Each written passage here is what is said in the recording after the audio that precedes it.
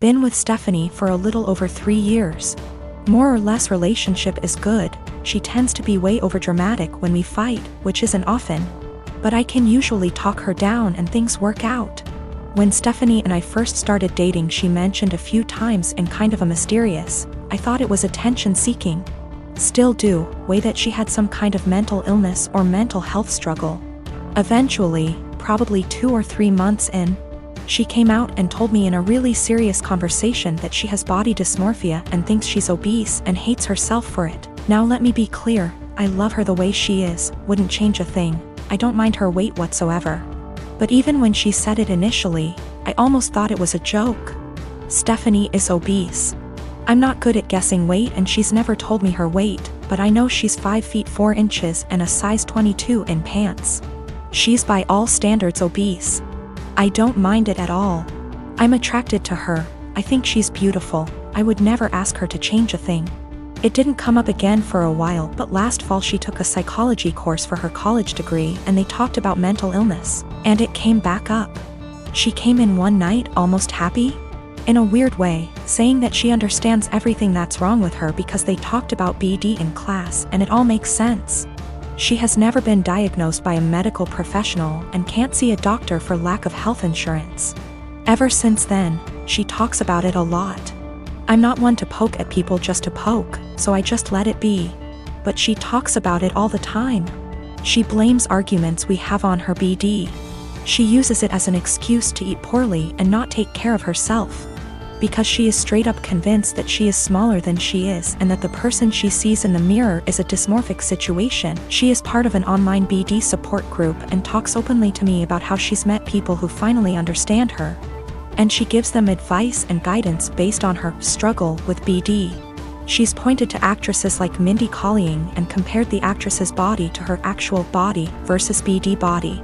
And says it's nice to see herself represented on screen. No offense intended to my girlfriend, but that's not her body type. She is much bigger than that.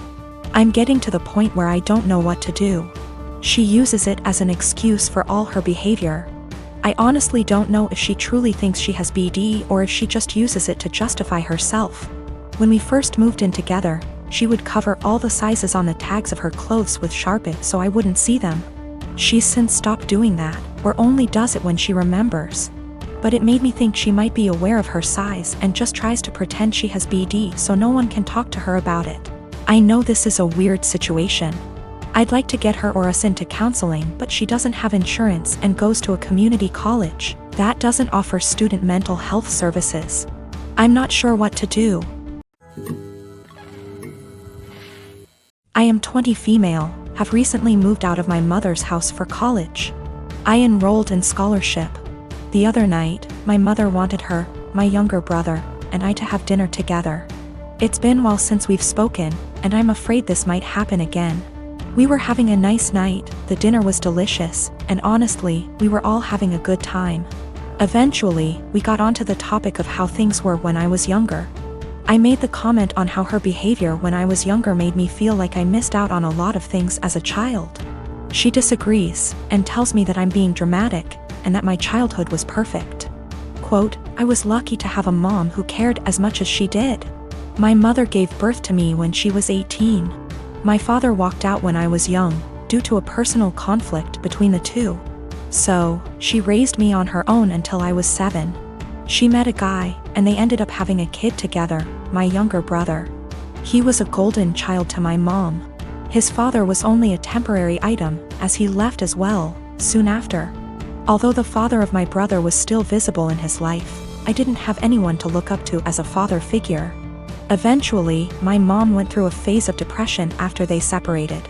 She started to care less and less about her children, and more about her parties and men she wanted to sleep with.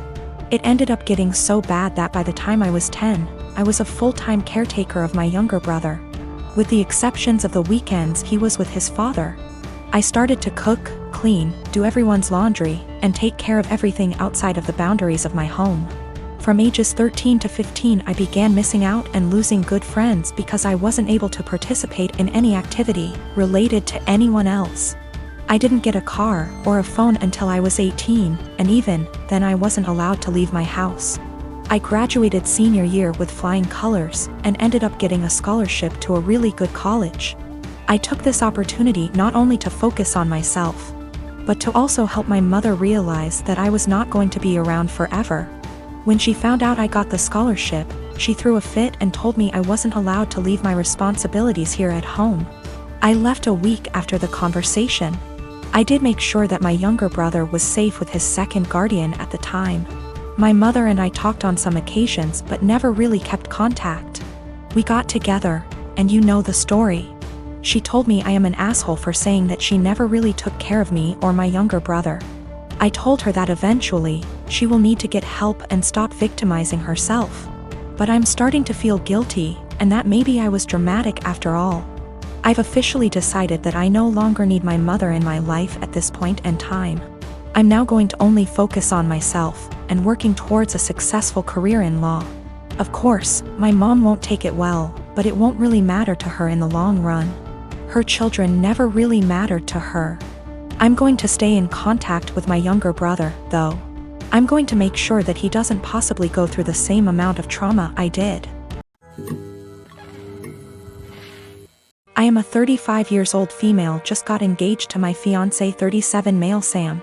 We do not live together because we're waiting till marriage given he and his family are highly conservative Christians but they're really nice and lovable people. I had plans to spend NYE with Sam, but he said he was out for NYE dinner celebration with his parents then called me again inviting me to join them, and I happily did. His parents were there, they welcomed me and ordered many dishes and desserts and drinks. We celebrated and had great time, that is until it was time to pay. I pulled my wallet out of my bag letting them know that we'll split the check between us. Sam mumbled, "No, you don't have to, we invited you," but I insisted. He and his parents then stared at me. I asked what was wrong and both mother-in-law and father-in-law said they didn't have money on them. I was shocked. I turned to Sam and he said he too forgot his wallet at home and didn't bring enough money to cover even on round of drinks. His dad then laughed nervously. "Alright, so guess we should let the doctor pay." I was taken aback. I said I'm sorry, but no, this is just so much money to spend on one dinner by myself, and I didn't think I was expected to pay the entire bill. Sam said I should pay and he'd pay me back later, but I said no since I know he will have to get a job to pay that much money. I said I'm sorry, but this isn't the first time I've been put in this situation by him and family, where I'm expected to rescue them after they somehow forgot their wallets and expect bothers to pay hundreds for their extravagant dinner. I told them I'll only pay for what I had and that's it. He and his parents were shocked. They started arguing about how I have the potential to pay right there and then, but I was acting as if they were strangers, not family. But that doesn't mean I'm obligated to pay. How could someone go out to a fancy restaurant, order so many dishes, desserts and drinks without bringing money? Sam begged that I just do it and call it a night, but I refused. The argument got heated, then I got up and walked out. Sam called later at 2 a.m. basically yelling that I ruined NYE celebration and made his parents suffer, because I refused to pay the entire bill. AMD instead acted selfishly and paid only for myself, after they were gracious enough to invite me. I told him how unfair it was for me to pay. Even if I have a good salary doesn't mean I want to spend it all on fancy dinner. He didn't reply, he just said he'll pray that my parents will let this go, and not resent me after I basically damaged the relationship with them. I felt awful thinking I should have covered the bill instead of leaving. When my daughter was 14, wife and I decided we would buy a car for her to use on her 16th if she proved herself to be responsible, got good grades, etc. There would be a contract of sorts to ensure we were all on the same page. The stipulations were continuing good grades, good attitude, she could only bring one friend with her somewhere, to begin with.